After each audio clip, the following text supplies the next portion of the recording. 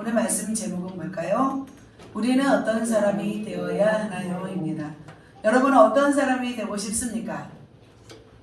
좋은 사람이 되고 싶기도 하고 훌륭한 사람이 되고 싶기도 하고 돈을 많이 벌어서 또 남들에게 도움을 주고 싶은 사람이 되기도 하고 어떤 영향력 있는 사람이 되고 싶기도 하고 또 정직한 사람이 되고 싶기도 하고 또 순수한 사람이 되고 싶기도 하나요?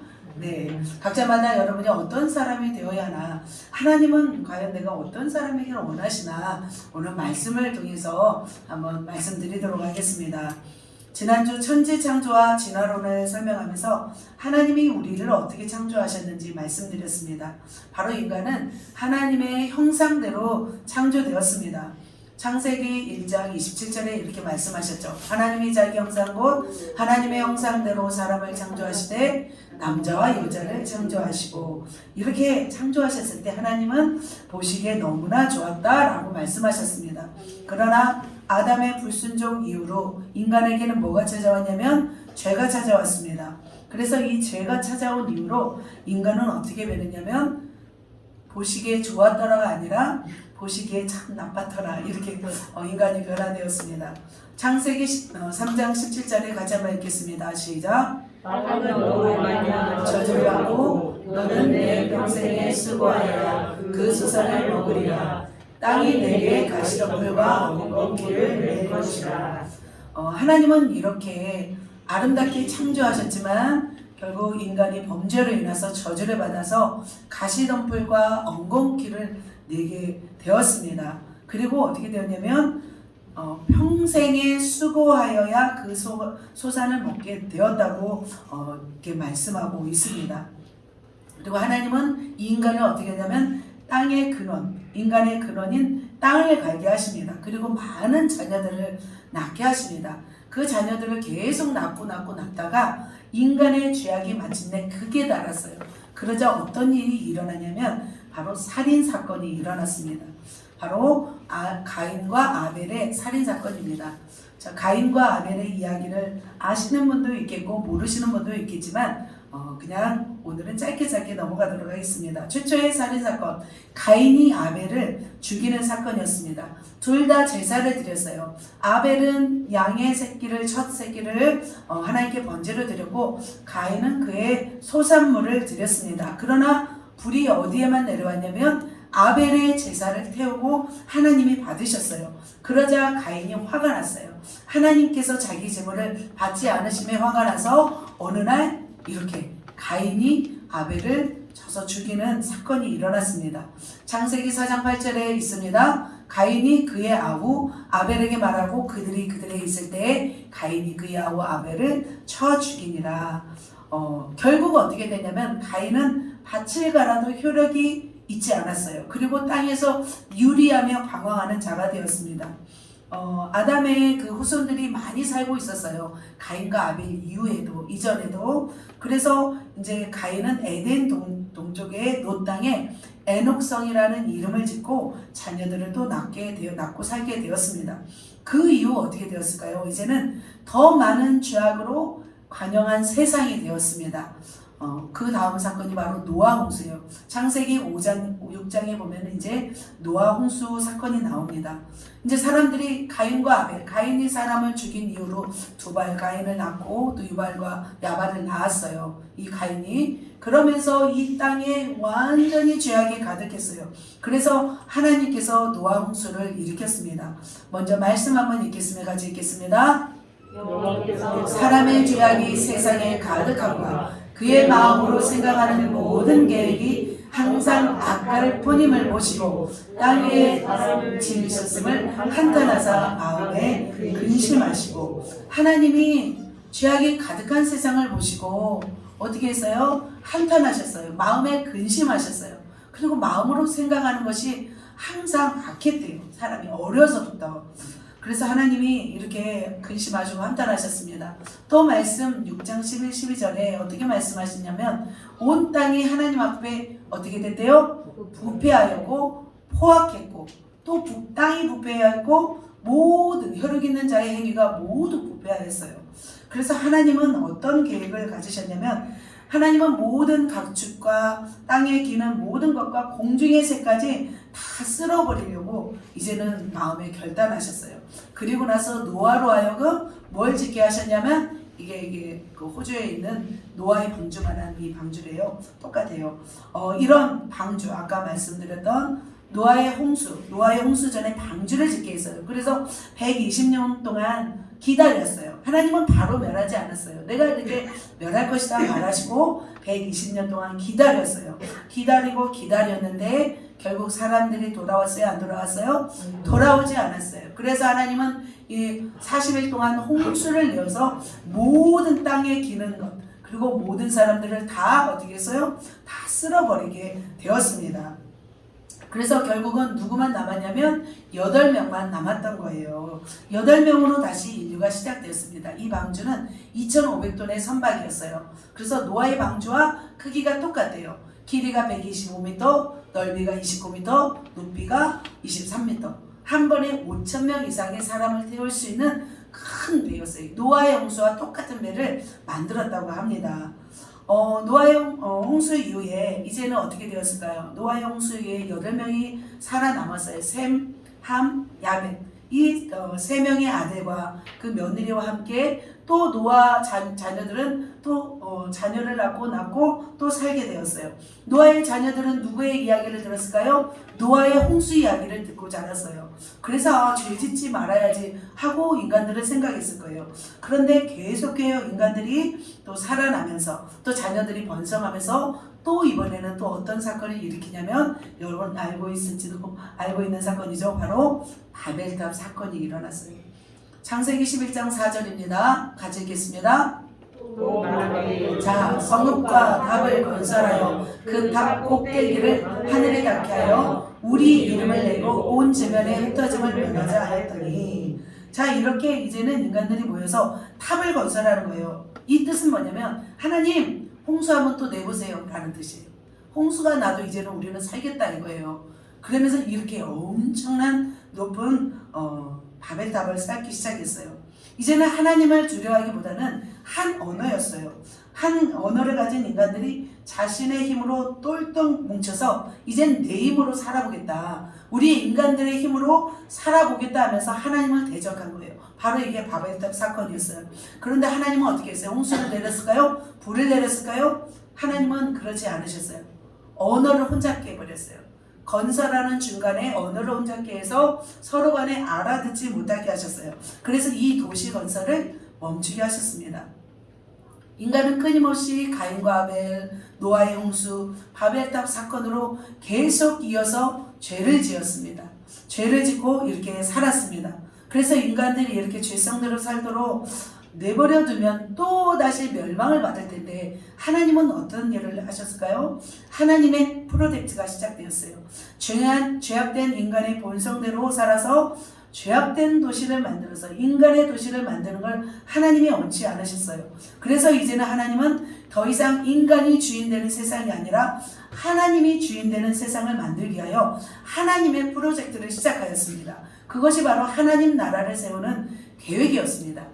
나라를 구성하는 3가지 요소가 있습니다. 국민, 주권, 영토입니다. 여러분 사회 시간에 배웠을 거예요. 국민, 주권, 영토. 우리 대한민국 사람이 살고 있습니다. 대한민국의 땅입니다. 대한민국의 주권입니다.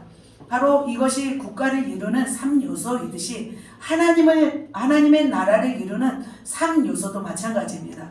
하나님이 주권되어야 됩니다. 하나님이 주인되어 사는 삶이고, 두 번째로는 하나님의 백성이 모여서 있는 곳이고, 세 번째로 하나님이 지정한 영토에서 사는 것이 바로 하나님의 나라입니다. 그래서 하나님은 하나님이 주인되어서 다스리는 나라, 하나님의 거룩한 나라 되기를 원하셨습니다.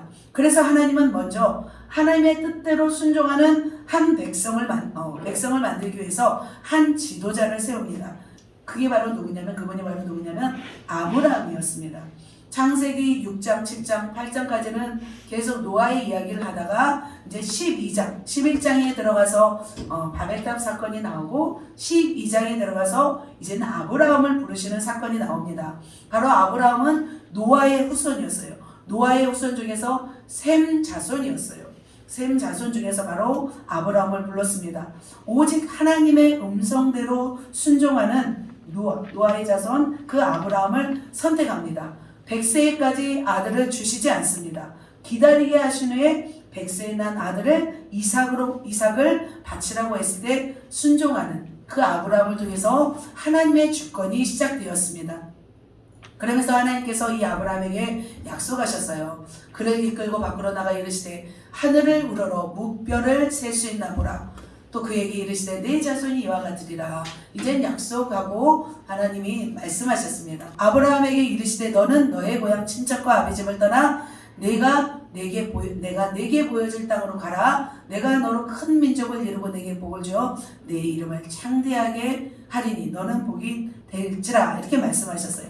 아브라함이 이삭을 낳았어요. 그리고 이삭이 야곱을 낳고 야곱의 12아들을 낳았어요. 이게 창세기예요. 그래서 총 몇 명이 되냐면 70명이 되었습니다. 이 70명이 되어서 이제는 어디로 내려가냐면 애굽 땅으로 내려가요. 기근이 심해서. 근데 430년 동안 살면서 민족이 몇 명이 되냐면 200만 명이 되었습니다. 이제 이렇게 주권이 이루어졌어요. 하나님의 주권 70명을 통해서. 그리고 이제는 200만 명의 백성이 모아지게 되었어요. 근데 이 백성을 이제는 그냥 백성이 아니라 하나님의 거룩한 백성이 되게 하기 위해서 작업을 시작하세요. 바로 누구를 통해서 작업을 하려면 바로 모세입니다. 자, 아브라함이 새 천사를 맞이하죠. 그 이삭을 데리고 모리아산으로 가서 합니다. 드디어 이제는 모세를 통해서 하나님의 백성을 만들기 시작합니다. 이번이 모세입니다. 출애굽기 3장 10절 읽겠습니다. 시작. 이제 내가 너를 바로에게 보내어 너에게 내 백성 이스라엘 자손을 애굽에서 인도하여 내게 하리라. 이렇게 말씀하고 있습니다. 하나님은 이 모세를 통해서 이 백성들을 이끌고 나와요. 그래서 출애굽을 합니다. 바로 시내산을 이르러서 하나님이 뭘 가르치냐면 율법과 계명을 주십니다. 하나님의 관심은 이 백성을 먹고 잘 살게 하는 것이 아니었어요. 가나안 땅에 드리는 것이 아니었어요. 이 백성으로 하여금 하나님의 백성을 만드는 것이었어요. 그래서 율법과 계명을 주어서 이들이 하나님이 기뻐하시는 거룩한 백성 되기를 원하셨던 거예요. 그래서 하나님은 그렇게 되기를 원하셔서 인도하셨지만 40년 동안 어떻게 됐어요? 그들은 순종하지 않았어요. 하나님의 명령에 계속해서 패역하고 순종하지 않았어요. 그래서 40년 동안 어떻게 돼요?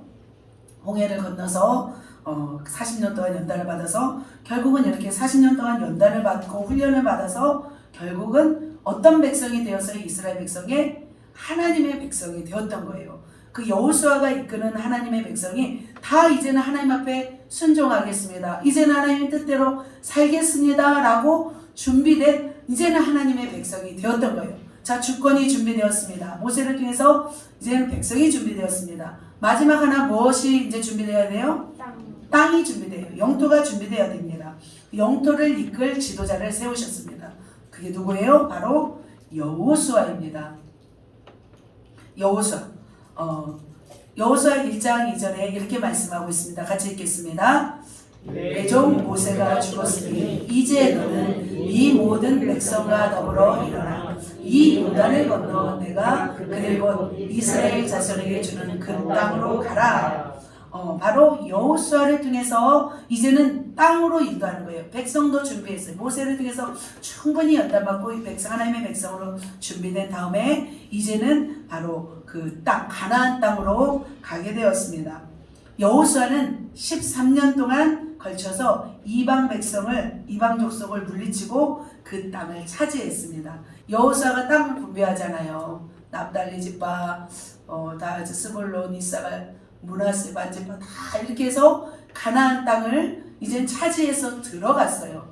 완전히 이제는 다 모였어요. 하나님 나라가 됐어요. 주권도 되었고 이제 국민도 되었고 영토도 되었어요. 이제는 다 하나님의 나라였어요. 이곳에서 이제는 하나님의 뜻대로 살아가야 돼요. 그러나 그렇게 살았을까요? 네. 이제 얼마나 지속되었는지 모르겠습니다. 이렇게 여호수아가 죽은 뒤에 이제는 사사들이 이제는 이 땅을 다스립니다. 하나님의 사사들이 350년 동안 이 땅을 다스리면서 이제는 하나님의 주권으로 인도합니다. 그러나 그 시시때때로 또 하나님의 주권을 포기하고 하나님의 백성으로 거룩함을 잊게 되자 하나님은 어떻게 하세요? 또 하나님의 작업이 시작합니다. 그들은 350년 동안 이 사사시대를 끝내면서 왕이 없었어요. 사사가 없는 기간에 그들은 자기의 옳은 소견대로 살아갑니다. 또다시 범죄하기 시작합니다. 그래서 그들은 무엇을 원했냐면 하나님의 주권을 원하지 않았어요. 이제는 다른 주권, 사람이 왕이 되어서 자기를 다스리는 이제는 사람 왕을 원하기 시작했어요. 인간왕을 세우도록 그들은 원했어요. 그러자 하나님이 인간왕을 세우도록 허락하신 거죠. 그래서 이제 다윗왕, 솔로몬, 사울왕, 다윗왕, 솔로몬을 거치면서 이제는 그들에게 왕을 허락하세요. 왕을 허락하셔서 이제 그들 마음대로 이제 살아가라고 하죠. 그래서 결국 어떻게 되냐면 이 이스라엘 민족은 그대로 하나님 나라를 계속 지속하는 것이 아니라 바벨론으로 끌려가고 아수르로 끌려가고 페르시아로 끌려가고 헬라로 끌려가고 결국 로마로 끌려가게 되었습니다. 하나님의 뜻이 아니라 하나님을 버린 인간들의 결론은 뭐냐면 영토까지 빼앗겨버려요. 그래서 이스라엘 민족이 1948년에 독립을 하게 되어서 그때서야 다시 또 이스라엘 민족으로 회복하는 것을 볼 수 있습니다. 이렇게 하나님은 이렇게 이스라엘 민족이 또 영토도 잃어버리고 주권도 잃어버리고 백성조차도 흐트러졌음에도 불구하고 하나님은 이 계획을 멈추셨을까요? 하나님의 프로젝트는 멈추지 않으셨어요. 하나님의 프로젝트 마지막은 누구를 보내시냐면 바로 예수 그리스도를 보내십니다. 예수 그리스도를 보내셔서 모든 것을 이루십니다. 이제는 온 땅이 예수 그리스도를 통해서 온 땅이 하나님의 땅이 되었습니다. 모든 민족이 이제는 하나님의 백성이 될 수 있는 길을 열어주셨다는 것입니다. 그렇다면 이렇게 온 민족, 온 열방이 하나님 나라가 되어가고 있는데 하나님이 다스리는 열방이 하나님 나라가 되는 것이 하나님이 원하시는 것이고 두 번째로 하나님이 기뻐하시는 것, 하나님이 원하시는 것은 하나님 닮은 백성이 되는 것을 하나님이 원하신다는 것입니다. 그렇다면 우리는 어떤 사람이 되어야 하겠습니까? 오늘 설교의 제목이 바로 이것입니다. 바로 우리는 어떤 사람이 되어야 되냐면 하나님을 닮은 백성이 되는 것이에요. 하나님의 성품을 닮은 거룩한 백성이 되는 것이 하나님이 원하는 사람인 것입니다. 그래서 오늘 말씀 보도록 하겠습니다. 오늘 어떤 사람이 되어야 합니까? 에베소서 4장 24절 같이 한번 읽도록 하겠습니다. 시작. 하나님을 따라 의와 진리의 거룩함으로 지으심을 받은 새 사람을 입으라. 바로 이것입니다. 하나님을 닮는다는 것은 예수 그리스도를 닮는 것입니다. 우리가 예수 그리스도의 성품을 닮아야 하는 것입니다. 어떻게요? 하나님을 따라야 되는 거예요. 하나님은 의로우신 거예요. 하나님은 거룩하신 거예요. 하나님을 따라 우리는 의롭고 거룩함으로 지으심을 받은 새 사람이 되는 것이 하나님이 우리에게 원하시는 것입니다. 지난주는 예수님의 사역을 통해서 우리가 어떤 일을 해야 하는지를 말씀드렸습니다. 이제는 이번 주는 하나님을 따라 우리는 어떤 사람이 되어야 하는가? 바로 예수님의 성품을 우리가 닮아가는 것이 또 하나님의 뜻이기에 오늘은 예수님의 성품을 중심으로 해서 저와 여러분이 예수님의 성품 닮기를 소망하며 그렇게 되어지기를 예수님의 이름으로 축복합니다. 첫 번째로 그러면 우리는 어떤 사람이 되어야 하겠습니까? 하나님을 따라 우리는 의로운 사람이 되어야 합니다. 의를 위하여 박해를 받는 것입니다. 여기서 말하는 이 의로움은 뭐냐면 자기 의를 말하는 것이 아니에요. 죄인된 우리가 예수 그리스도를 통해서 의롭다 하심의 어떤 칭의적인 그런 관점이 아니에요. 이 의로움은 하나님의 본성으로서 의를 말씀드리라 하는 것입니다. 의하면 왠지 강인함이 느껴지잖아요. 그러니까 남편 목사님께서는 굉장히 속성에 의로움이 강하신 분이셨어요. 그래서 당신이 잘못하는 것은 반드시 잘못됐다고 이제 말씀하시기도 하고 잘못된 것은 또 반드시 잘못되었다고 말하는 분이셨어요. 그래서 하나님 앞에는 충성스럽고 굉장히 순종하셨던 분이었습니다. 그 목사님 보면은 인간적인 관점보다는 하나님의 관점에서 이렇게 사람을 대하신 걸 보았어요. 그래서 하나님이 기뻐하시는 사람은 뭐 얼굴에 뭐 그 상관없이 그 사람의 어떤 스펙에 상관없이 굉장히 기뻐하고 사랑하고 막 그랬던 모습을 봐요. 그러나 하나님의 책망하시는 사람을 보시면 굉장히 정확하게 또 분별하셨던 모습을 봅니다. 그래서 때로는 관계가 어렵기도 하셨죠. 그래요. 의는 바로 뭐냐면 옳은 일을 위하여 희생까지 하시면서 생명까지 바칠 수 있는 마음이 바로 의로움입니다. 하나님 앞에서 바르게 살아가는 것을 의미합니다. 불의를 미워하고 악한 생각을 품지 아니하는 것입니다. 의로운 사람은 행함이 반듯하고 절도가 있습니다. 의를 저버리지 않습니다. 불의와 타협하지 않습니다. 또 그리고 불의한 사람들을 동조하지 않습니다. 그런 사람 중에 한 분이 나옵니다. 바로 누굴까요? 세례 요한이었습니다. 세례 요한은 굉장히 의가 강한 분이었어요. 헤롯 안티파스예요. 그리고 헤로디아 서로 동생의 아내를 취하여서 결혼을 했어요. 그래서 세례 요한은 가서 책망하셨죠. 그 결과 어떻게 됐어요? 세례 요한은 목배임을 당하여 죽게 되었습니다. 예수님은 팔복에서도 의를 위하여 박해를 받는 자는 복이 있나니 천국이 저희 것임이라고 말씀하셨습니다. 바로 세례 요한은 이 의를 위하여 박해를 받은 사람이었습니다. 어떤 사람은 이렇게 불의를 보면 참지 못하는 분이 있었어요. 세례 요한이죠. 불의를 보더라도 잘 참는 사람이 있습니다. 여러분은 어떤 축에 속하십니까? 대답을 안 하십니다. 네. 그래요. 성경에는 의롭지 않고 불의한 사람들이 나옵니다. 그런 불의한 사람은 은혜를 원수로 갚는 사람이었습니다. 사사 기드온에게는 누가 있었냐면 아들 70명이 있었어요. 70명 중에서 세겜에 있는 기드온의 첩이 낳은 사람이 있었어요. 바로 아비멜렉이라는 사람이었어요. 그런데 기드온이 죽자 이 아비멜렉은 자기의 형제 70명을 다 죽여요. 그 중에 한 명이 살아남아요. 요담이라는 사람이 살아납니다. 한 바위 안에서 그 70명을 다 죽인 거예요. 그리고 난 뒤에 이 세겜 사람은 이 아비멜렉을 왕으로 삼아요. 그래서 살아남은 막내 아들이 산 꼭대기로 올라가서 뭐라고 말하냐면 이렇게 말하죠. 쭉 보면은 과연 너희 행한 것이 과연 진실되고 의로우냐? 너희 이것이 여룻바알과 그의 집을 선대한 것이냐? 라고 말을 하고 있습니다. 그런데 하나님은 이렇게 의롭지 않았던 이 세겜과 이 아비멜렉에 대해서 어떻게 징계하시냐면 3년이 지나자 악한 영을 보내요. 악한 영을 보내서 세겜이 아비멜렉을 배반하게 해요. 그래서 아비멜렉이 이 세겜 사람들을 다 죽여요. 그리고 어떻게 되냐면 이 아비멜렉은 한 여인이 또 가죠. 한 여인이 던진 이 맷돌에 맞아서 죽게 되었습니다. 이렇게 의롭지 않은 사람의 결론은 이런 결과인 거예요. 또 한 사람이 나옵니다. 또 나발이라는 사람이 나오는데 나발은 참 의롭지 않은 사람이었어요. 다윗이 피신하여 다닐 때 나발이라는 사람의 양떼를 다윗이 지켜주고 보호해줬어요. 그러자 이제 다윗이 필요했어요. 그들은 이제 나발은 부자였기 때문에 다윗의 어떤 군사들을 먹일 수 있는 고기와 어떤 빵을 요구했어요. 그러자 이 나발은 어떻게 했냐면 나발은 요즘은 주인에게서 도망쳐 나온 종독이 있다고 하던데 그래서 다윗이 누구냐고 난 그에게 아무것도 주지 않겠다고 이렇게 했던 거예요. 그러자 다윗은 어떻게 했냐면 모든 군사를 이끌고 가서 이 나발을 가족을 다 죽이려고 해요.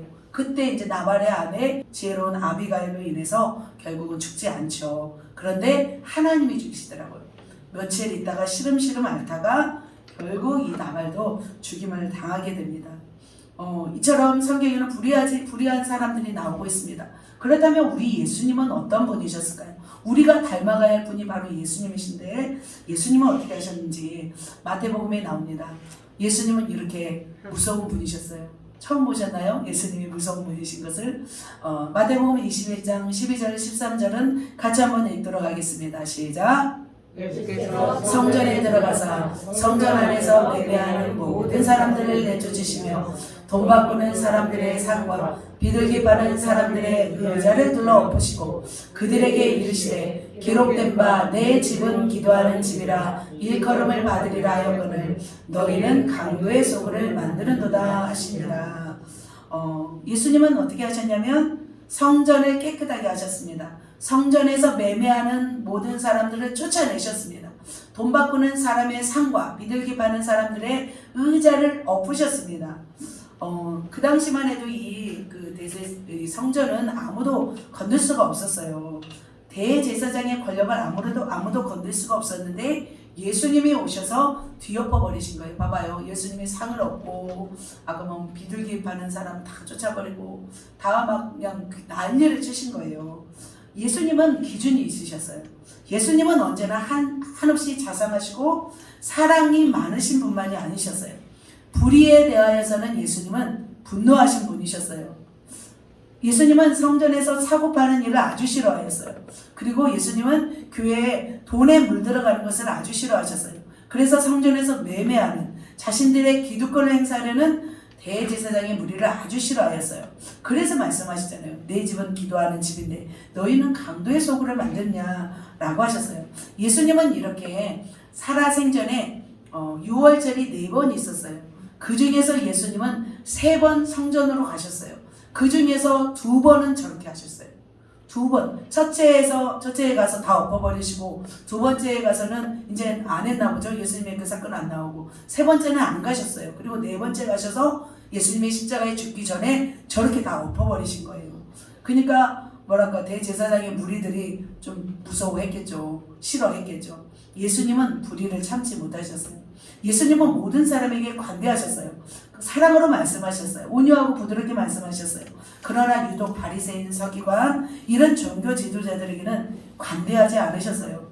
그러면서 너희는 너희 아비 마귀를 닮았다고까지 주님은 말씀하십니다. 요한복음 8장 44절 같이 읽겠습니다. 너희는 너희 아비 마귀에게서 났으니 너희 아비의 욕심대로 너희도 행하고자 하느니라. 이는 그가 거짓말쟁이요 거짓의 아비가 되었습니다. 예수님은 불의에 대하여 눈 감아주지 않았었어요. 불의한 세상에 오셔서 불의한 자들을 책망하시면서 의로움을 나타내셨어요. 그렇다면 우리는 닮아가야 성품이 무엇일까요? 바로 이 의로움인 것입니다. 우리나라 사람 중에서 대표적인 분이 있어요. 의로우신 분. 바로 이제 우리가 많이 들어봤던 목사님 중에서 추기철 목사님도 그러셨고 의로우셨고 손양훈 목사님도 굉장히 의로우신 분이셨어요. 손양훈 목사님은 성품이 참 부드럽고 사랑이 많으셨지만 의로우신 분이셨어요. 그래서 1940년 신사참배를 거부하셔서 1945년까지 수감 생활을 하셨어요. 일제는 수감 중인 손양훈 목사님의 신앙을 바꿔보려고 어떻게 했냐면 불교 스님을 데려다가 불교를 가르치게 됐어요. 스님을 데려다가 어떻게 했어요? 설득도 했어요. 손양훈 목사님이 듣지 않자 막 화가 머리 끝까지 막 났어요. 그리고 소리를 고래고래 지르고 어떻게 했냐면 손양훈 목사님의 뺨을 때렸대요. 뺨까지 때렸대요. 그러자 손양훈 목사님이 그러셨대요. 하나님의 말씀에 오른뺨을 치거든 왼뺨도 돌려달라고 했습니다. 제 왼뺨도 치십시오. 이렇게 말을 했다고 합니다.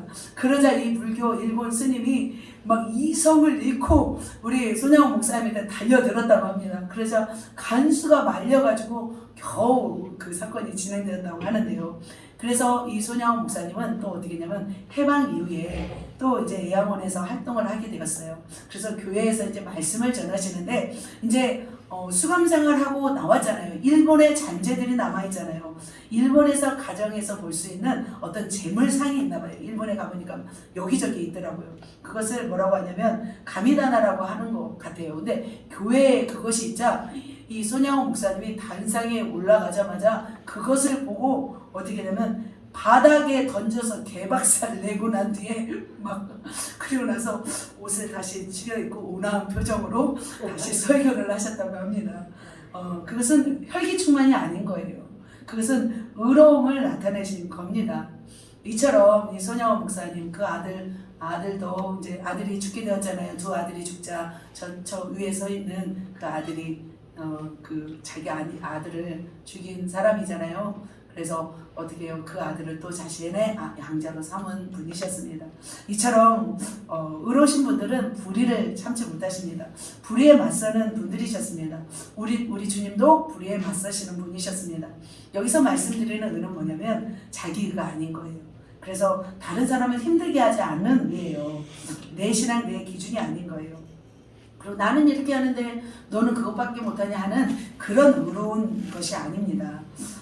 아무리 우리가 목숨을 걸고 의를 지켰다 할지라도 교만하고 정죄하게 되면 그것은 자기 의가 된 것입니다. 의로움은 어떤 거냐면 자기의 기준이 아니라 믿음 안에서 기준을 말하고 있습니다. 베드로후서 2장 7절에서 8절이 나와 있습니다. 같이 한번 읽겠습니다. 이것도 의로움입니다. 시작. 사람들의 음란한 이치로 말미암아 고통이 당하는 의로운 것을 던지시니 이는 이 의인이 그들 중에 거하며 날마다 저 불법한 행실을 보고 들으므로 그 의로운 심령이 상함이라. 네, 베드로는 이 롯을 의로운 사람이라고 불렀습니다. 그는 소돔과 고모라에 살면서 심령이 상하였습니다. 때로는 불의를 보면 막 세례 요한이나 또 리나스나 예수님처럼 막 부수고 깨뜨리는 심령이 있기도 하지만 또 악한 사회, 악한 모습을 보면서 마음이 상하는 분들도 있어요. 이분도 바로 의로움이라는 것입니다. 사랑하는 성도 여러분, 세상에서 의롭게 살고 있나요? 불의한 세상에서 의롭게 산다는 것은 때로는 핍박이 있을 수 있고 어려움이 있을 수 있습니다. 그러나 반드시 의가 불의를 이길 줄 믿습니다. 정직하지 않은 세상에서 결국 정직이 이기는 것처럼 마찬가지 이 불의한 세상에서도 바로 의가 이길 줄 믿습니다. 세상에서도 깨끗함이 이길 줄 믿습니다. 그래서 우리의 삶에는 의로움이 있어야 될 줄 믿습니다. 불의한 세상에서 불의를 동조하고 불의를 거부하지 않는 것도 불의라고 생각합니다. 그래서 우리는 어떻게 해요? 주님의 바른 진리의 말씀을 옳게 분별해서 의로움을 하나님으로부터 공급받고 내가 더 하나님의 핍박받기까지 의로움을 나타내야 될 줄 믿습니다. 예수님처럼 불의를 거부하고 또 주를 따르는 자들과 함께 의와 평강과 희락으로 주님이 오시는 날까지 이렇게 살아가시기를 예수님의 이름으로 축복합니다. 아멘. 두 번째입니다. 하나님을 따라 의와 진리의 거룩함으로 지으심을 받은 새 사람을 입으라 말씀하셨죠. 두 번째는 우리는 어떤 사람이 되어야 될까요? 거룩한 사람이 되어야 될 줄 믿습니다. 거룩으로 옷 입고 거룩한 삶을 나타내야 합니다. 시내산에서 출애굽하여 시내산까지 이른 이스라엘 백성에게 계명과 율법을 가르치신 이유는 뭐예요? 바로 하나님의 백성은 거룩해야 되기 때문입니다. 주님은 말씀도 있죠. 말씀 한번 읽겠습니다. 나는 너희의 하나님이 되려고 너희를 애굽 땅에서 인도해낸 여호와라. 내가 거룩하니 너희도 거룩할지어다. 주님은 거룩함에 대한 말씀을 많이 하고 있어요. 레위기에 900번이 나온다고 합니다. 거룩함에 연관된 단어가 259회나 나온다고 합니다. 주님은 구약에서도 보면 백성들을 거룩하게 하기 위해서 성막을 만들어서 제사를 지내게 했습니다. 레위기는 뭐냐면 하나님께 나아가는 길에 있어서 너의 거룩함을 말씀하시고 또한 이 세상에서 하나님의 백성으로서 영향력을 주기 위해서 또한 거룩함에 대해서 말씀하고 있습니다. 한마디로 뭐냐면 하나님 앞에서 너희는 거룩해라요. 사실은 오늘 이 세 가지를 말씀드릴 텐데 가장 핵심은 거룩해야 돼요. 하나님이 가장 원하시는 것은 바로 거룩한 백성인 줄 믿습니다. 그렇다면 말씀드립니다. 레위기에 대해 잠깐 말씀드립니다. 하나님의 목적은 아브라함을 통해서 하나님의 주권으로 통치하시기 위해서 부르셨고 모세를 통해서 백성을 만드셨어요. 그리고 결국 이 모세를 연단하기 위해서 율법과 계명을 주신 줄 믿습니다. 레위기의 핵심은 이 5가지입니다. 하나님께 거룩하게 나아가는 길을 하나님은 주셨습니다. 바로 제사입니다.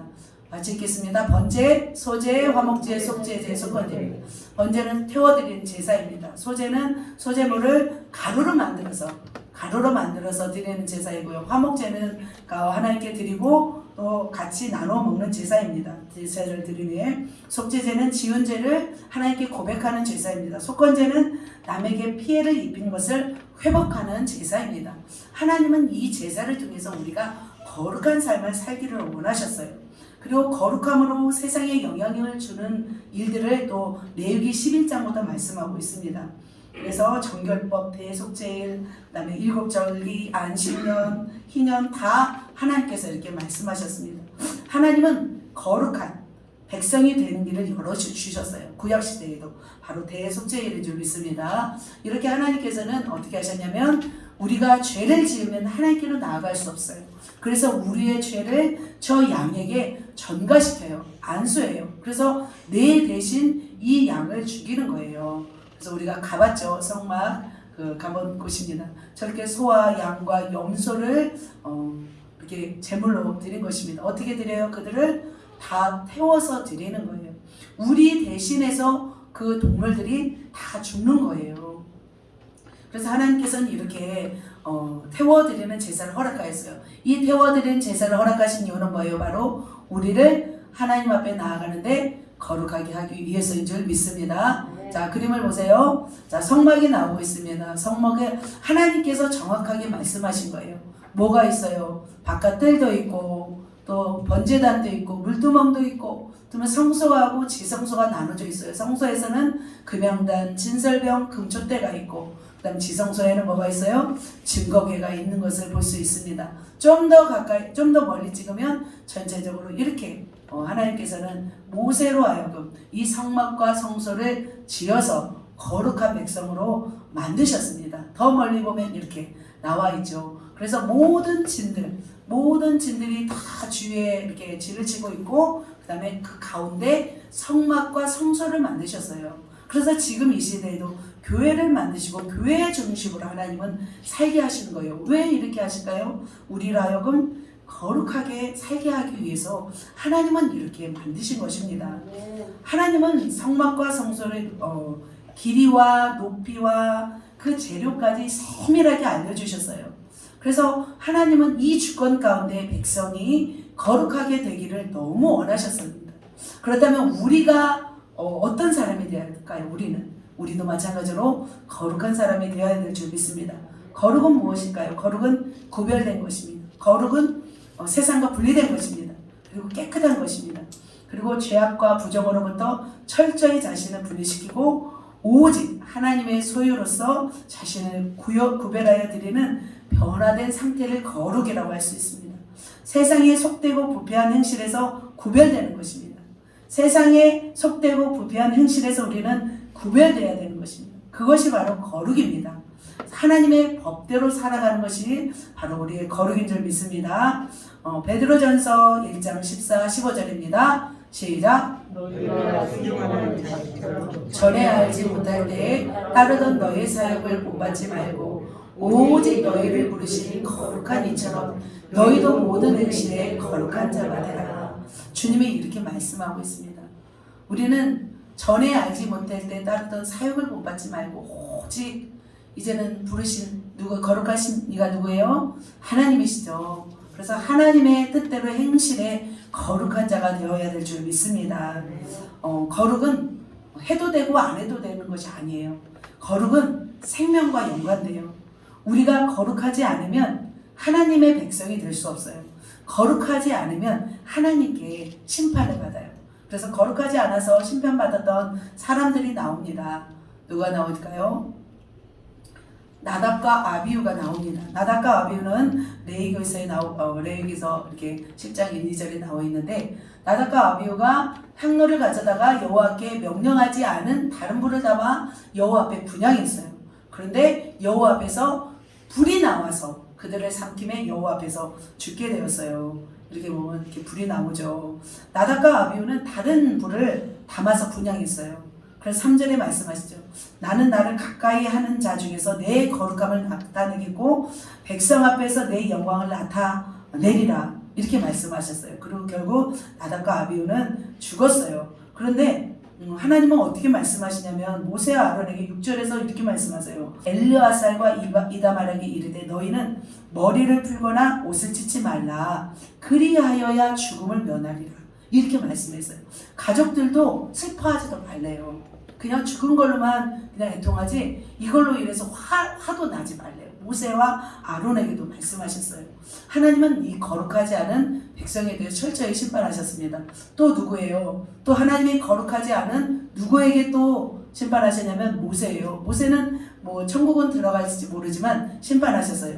민수기 20장에 보면은 온 회중이 어디에 이르냐면 신광야에 이르러요. 백성이 가데스에 머물러 있더니 물이 없었어요. 그러자 백성들이 모세를 대적하고 우리와 우리의 짐승을 다 죽게 하는도다 하면서 또 대적하고 있어요. 모세를 다퉈요. 그래서 하나님께서 말씀하세요. 모세에게 너는 지팡이를 들고 온 회중을 모으고 그들의 목전에서 반석에게 명령하여 물을 내라 했어요. 어떻게 해야 돼요? 모세는 명령해야 했어요. 그런데 모세는 어떻게 했냐면 지팡이를 들고 가서 때렸어요. 이 반석에게. 반석을 2번 치면서 뭐라고 치면서 막 때리냐면 반역한 너희여 들으라. 우리가 너희를 위하여 이 반석에서 물을 내라. 막 소리를 치면서 때렸던 거예요. 그러자 반석을 치서 때리자 물이 막 솟아나와요. 사람들은 막 신났죠. 가축이 먹이고 사람들은 물이 나오니까 너무나 또 얼마나 시원하겠어요. 반석에서 물이 나와. 하나님이 주신 물인데. 그런데 하나님은 그것을 보고 계셨어요. 그리고 모세에게 뭐라고 말씀하셨냐면 이렇게 말씀하세요.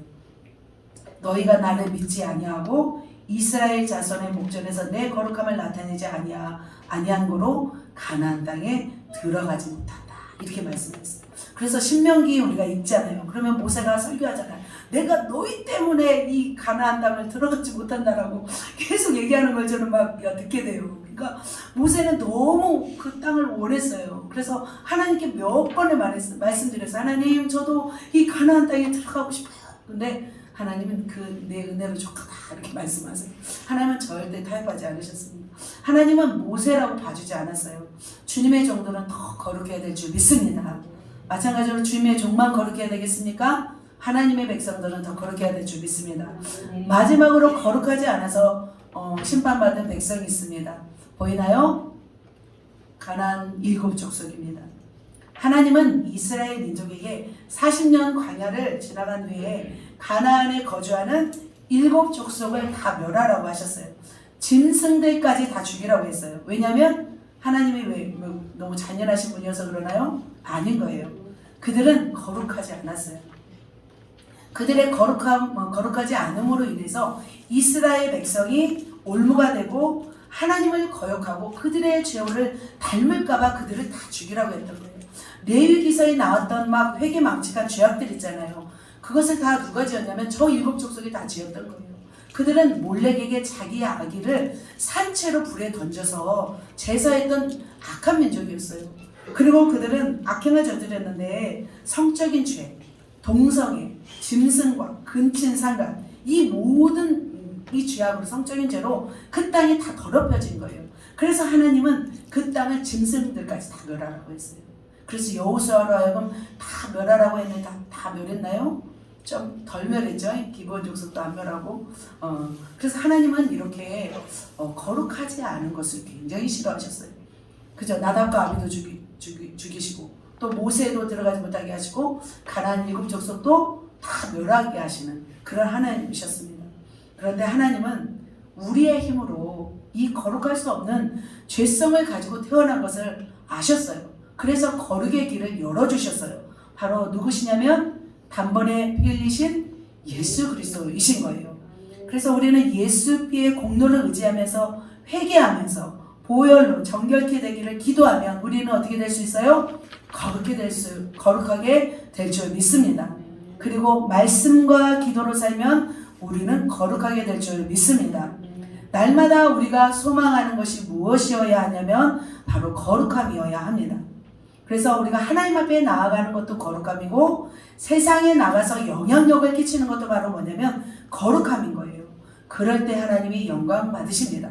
여러분 거룩하기를 원하십니까? 네. 거룩하게 되시기를 예수님의 이름으로 축복합니다. 마지막입니다. 우리는 어떤 사람이 되어야 하겠습니까?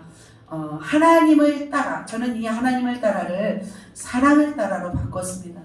그래서 사랑을 따라 의와 거룩함을 지으심을 받은 새 사람을 입으라. 그래서 세 번째는 같이 읽겠습니다.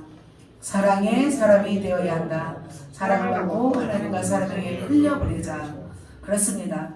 하나님은 말씀하고 있습니다. 율법의 완성을 뭐라고 말씀하셨는지 마태복음에서 말씀하고 있습니다. 같이 읽습니다. 예수께서 이르시되 내 마음을 다하고 목숨을 다하고 뜻을 다하여 주 너의 하나님을 사랑을 하셨으니 이것이 크고 첫째 되는 계명이요 둘째도 그와 같으니 내 이웃을 내 자신같이 사랑하라. 아멘. 사랑이 최고인 줄 믿습니다. 우리는 그리스도의 사랑의 사람이 되어야 될 줄 믿습니다. 우리가 말하는 사랑 중에서 보면 가장 순수한 사랑은 친구와의 사랑이더라고요. 그리고 좀 더 아름다운 사랑은 연인과의 사랑이더라고요. 그래서 우리 교회도 좀 연인과의 사랑하시는 분이 있잖아요. 네. 그리고 가장 진한 사랑은 바로 부모 자식 간의 사랑인 것 같습니다. 그래서 모든 사람은 이렇게 사랑하고 살고 사랑받기를 원합니다. 사랑받지 못할 행동을 할지라도 사랑받기를 원하시는 것 같아요. 저희 집에 어릴 적에 아주 못생긴 동물이 하나 있었습니다. 그 동물의 종류는 개였습니다. 개. 강아지는 아니고 개였어요. 조금 커서. 생김새가 어떻게 생겼냐면 얼굴이 주름살이 많은 세퍼드, 검은색 세퍼드예요. 다리는 웰시 코기처럼 다리가 짧은 발발이 개였어요. 그래서 상상해봐요. 어떤 개인지 어떤 강아지인지. 그래서 그 개는 생김새 때문에 미움을 받았어요. 그래서 사람들이 못생겼다고 막 발로 차고 막 때리고, 그래서 그 개는 꼬리도 치지 않고 항상 이렇게 뭔가 구석으로 도망가서 숨었습니다. 그런데 어린 저는 그 개가 사실 못생겼어요. 못생겼는데 그 개를 참 사랑해 주었어요. 제가 예뻐해주고 사랑해주고 먹을 것도 주고 그렇게 했는데 놀라운 일이 일어났어요. 어느 날부터 이 개가 행복해지기 시작했어요. 여전히 못생겼지만 이제는 막 꼬리를 치고 제가 달려가면 막 나와서 막 핥아주고 그런 모습을 보면서 그 생각이 났어요. 아, 동물도 사랑해주면 변하는구나. 그래서 제가 이제 동물을 많이 사랑하긴 했는데 이렇게 동물조차도 사랑하면 이렇게 변하는데 하물며 사람은 어떻게 될까 생각을 더 하게 되었던 시간이었습니다. 이렇게 우리 안에도 이렇게 사랑이 흘러넘칠 때 영혼들이 변하는 것처럼 우리가 더 사랑의 사람이 될 때 놀라운 일이 일어날 줄 믿습니다. 최고의 사랑하면 누굴까요? 바로 우리 주 예수님이시죠. 예수님은 어떤 사랑을 하신 분이냐면 참 아름답죠. 제가 컴퓨터 메인 화면에다 띄웠습니다. 아가페 사랑을 하시는 분입니다. 바로 조건 없는 사랑을 하신 분이 바로 우리의 예수 그리스도이십니다. 예수 그리스도의 사랑만큼 위대한 사랑은 없습니다. 그래서 요한복음 3장 16절에 이렇게 말씀하시잖아요. 하나님이 세상을 이처럼 사랑하사 독생자를 주셨으니 이는 그를 믿는 자마다 멸망하지 않고 영생을 얻게 하려 하심이라, 이렇게 말씀하고 있습니다. 예수님은 사랑의 하나님이셨습니다. 우리 제자훈련 때 배웠잖아요. 예수님은 똑같이 줄이셨고 예수님은 똑같이 힘드셨고 예수님은 똑같이 피곤하셨어요. 그렇지만 예수님은 그 사랑하는 일을 멈추지 않으셨어요. 사랑을 마귀하고 어떻게 보면 바리새인 이 종교 지도자들에게만 분을 푸셨고 모든 사람들은 다 사랑하셨어요. 그래서 사랑을 누구에게 줬냐면 제자들을 사랑했고요. 가룟 유다를 또 사랑했어요. 가룟 유다를 왜 12제자로 뽑았는지는 모르지만 그래도 예수님은 사랑하셨어요. 그리고 3번이나 부인한 베드로에게 찾아가서 다시 한번 사랑 고백을 하게 하시잖아요.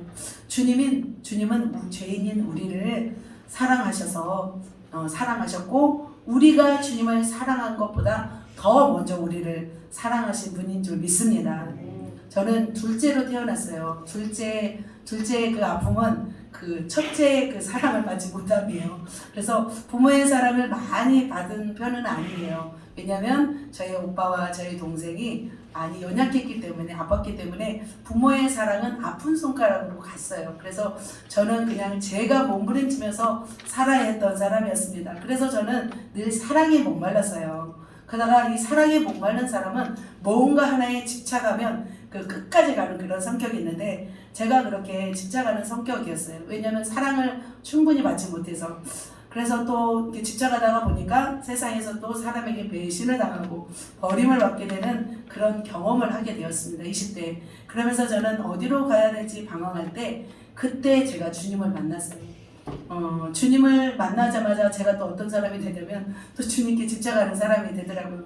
근데 사람은 집착하면 싫어하는데 하나님은 집착해도 싫어하지 않으시더라고요. 그래서 그때는 내 주 되신 주를 참 사랑하고, 그리고 복음성가 중에서는 하나님의 사랑을 사모하는 자. 저는 참 이 찬양을 입에 달고 살았어요. 그래서 내 구주 예수를 더욱 사랑하면 그렇게 눈물이 났어요. 여전히 내 안에는 죄악된 성품이 있는데 주님은 나를 사랑하시는 거예요. 여전히 나는 다른 것을 바라보고 있는데 주님은 나만을 바라보시는 거예요. 그래서 참 하나님은 나를 멀리하지 않으시고 사랑을 어마어마하게 부어주셨습니다. 이렇게 제가 사랑을 엄청 많이 부으시니까 제가 어떤 사람이 되냐면 그 어떤 것도 필요하지 않아요. 결혼도 하고 싶지가 않았어요. 주님의 사랑을 너무 받으니까. 그리고 누군가의 사랑도 필요하지 않았어요. 이제 주님의 사랑을 받으니까 용서하지 못할 사람이 없고 모든 사람이 이제 아름다워 보이는 사람이 되었어요. 모든 사람이 이제는 불쌍해 보이는 거예요. 왜냐하면 너무 큰 사랑을 받고 나니까 이제는 누가 나를 사랑해 주기보다는 나의 사랑을 필요로 하는 사람에게 제가 더 끌리더라고요. 그러니까 제가 이제 부교육자 생활을 하면서 보면은 조금 이제 모자라거나 좀 그런 아이들이 있거든요. 그런 조금 정신적으로 이렇게 좀 부족한 아이들이 저를 그렇게 따라다녔어요. 가지고 예배 지난번에 한번 말씀드렸죠. 예배 끝나고 밑에 내려와 있으면 내가 나오는 길을 알고 서 있는 거예요. 그래서 다른 쪽으로 이제 갔죠. 다른 쪽으로 갔더니 어느새 알고 이제 그 다음 주는 그쪽으로 또 와 있더라고. 우리 집에 끊임없이 오고 그러면서 이렇게 그들도 아는 거예요. 자기를 사랑할 사람이 누군지 알기 때문에 이렇게 찾아오는구나 생각했습니다. 사랑하는 성도 여러분, 사랑에 목마르십니까? 제가 여러분을 사랑해 드리도록 하겠습니다. 우리 옆 사람에게도 우리 고백합시다. 제가 사랑하겠습니다. 가장 큰 영광은 사랑인 줄 믿습니다. 우리는 하나님을 갈망하고 또 하나님께 기도하는 자에게는 이 사랑을 부어주실 줄 믿습니다. 능력도 귀합니다. 축복도 귀합니다. 재능도 귀합니다. 그러나 가장 먼저 우리가 구할 것은 사랑인 줄 믿습니다. 우리가 천국에 가는 날 동안 매일매일 고백해야 할 것은 바로 어떤 고백일까요? 저는 이 고백이라고 생각합니다. 이전보다 주님을 더 사랑합니다. 어제보다 오늘 더 주님을 사랑합니다. 그래서 어떤 분이 너무 사랑해서 막 주님 하나님 앞에 상사병이 걸렸다고 하잖아요. 하나님을 너무 보고 싶어서. 그것이 바로 하나님을 따르는 거룩한 백성의 삶인 줄 믿습니다. 아멘. 말씀을 정리하도록 하겠습니다. 평생을 우리는 갈고 닦아도 완전하신 예수님의 성품을 닮아갈 수 없습니다. 초대교회 성도들은 예수님을 못 박았습니다. 부인했습니다. 거절했던 사람들이었습니다. 그런데 놀라운 것은 뭐냐면 그들이 변했다는 거예요. 영생의 말씀보다 자기의 필요를 위해서 예수님을 따랐던 사람들이었어요. 그런데 어느 날 갑자기 그들의 모습이 달라져 있었던 거죠. 그러니까 불과 AD 30년에 예수님이 부활하시고 난 뒤에 70년이 망해요. 근데 그 사도들 또 모든 백성들은 완전히 변했어요. 그 짧은 시간에. 그렇다면 무엇이 그들의 성품을 변하게 했을까요?